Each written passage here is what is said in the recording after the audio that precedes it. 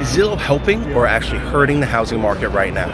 Their brand new rule change announced just this past week has definitely sparked a huge debate, and it's something we need to talk about. If you've been following the latest in real estate world, you've likely heard about this big shakeup. Zillow made a major move, changing the ways homes are listed and marketed online. As someone who spent years navigating these waters, I can tell you, whether you're a buyer or a seller or even a real estate agent, this could have a significant impact on you and your plans. So in this video, I'm going to dive into what this change really means and how it's going to affect your real estate journey and what you can do to stay ahead of it or even make the most of it. So let's start with a quick overview of what Zillow actually changed. Their new rules essentially state that if a listing agent wants to list their property on Zillow, they generally have to ensure that that listing is shared broadly online, not just kept exclusive with a certain brokerage or shown only on select websites before going public everywhere else. Now, Zillow says this push is all about improving transparency and making sure buyers and sellers can access the same consistent information across different platforms. They want to avoid that common frustration buyers face when they see a dream home listed on one site, but then they can't find it anywhere else, or the details are different. And let's be honest, promoting transparency does make sense in a way, but this move is also raising some really important questions and potential issues. So one clear potential outcome of this change is more transparency for buyers. If Zillow succeeds with this policy, buyers should theoretically be able to see the same listing featured prominently everywhere online, making their search experience smoother and less confusing, right? No more tracking down that perfect house on one site and can't find it on another. And that's the biggest upside to all of this. So on the surface, that sounds great, right? A more level playing field for information, but let's dig just a little deeper. The flip side is that not every home or every seller is fully ready to have their property blasted across the entire internet right away. Many agents and sellers strategically use exclusive listings or off-market previews, sometimes called pocket listings, to test the market, gather feedback, or maintain privacy before committing to full public exposure. Zillow's new rule could potentially remove that flexibility for many. Now, let's talk about the huge impact that this change has on real estate agents and the sellers they represent.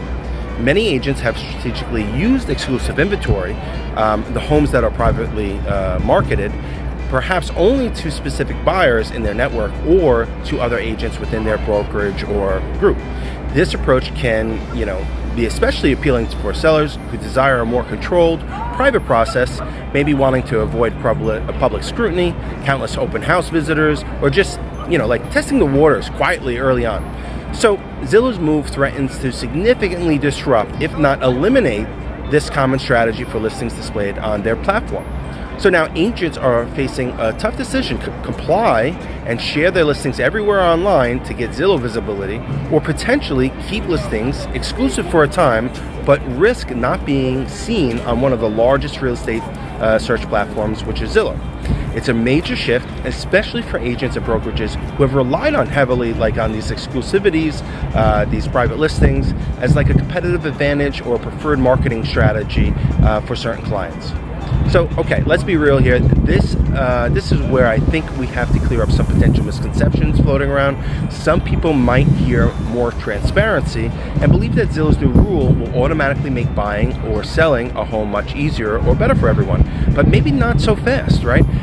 While increased transparency can be good for buyers searching publicly for listed homes, this policy might inadvertently push some sellers and agents toward less transparent methods than Zillow can control, like hyperlocal office exclusives, where listings are only shared within a specific brokerage's internal network and never hitting the broader market or even the MLS at all.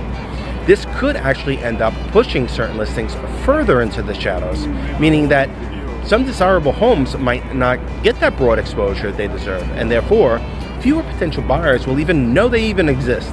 So paradoxically, while Zillow is promoting transparency for listings on its platform, the unintended consequence could be fewer total options, easily visible, to you as a buyer, if more sellers opt, for these truly private routes.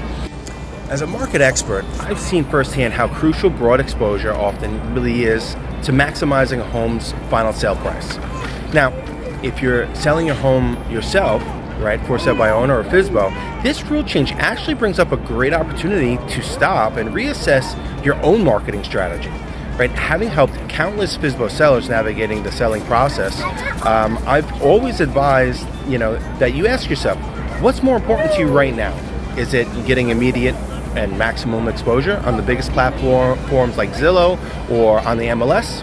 Or is it more of a controlled, implementing, private listing type of strategy designed to attract just the right, most qualified buyers at the right time, potentially with less initial hassle?